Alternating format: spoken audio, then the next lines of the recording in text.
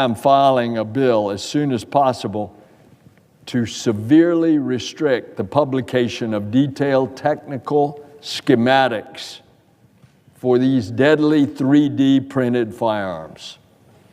We already impose strict restrictions on posting bomb instructions online.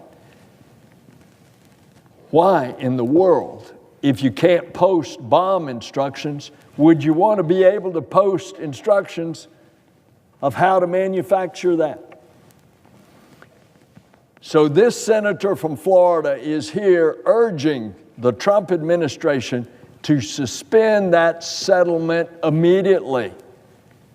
Our colleagues are going to fight tooth and nail to prevent these blueprints from getting published.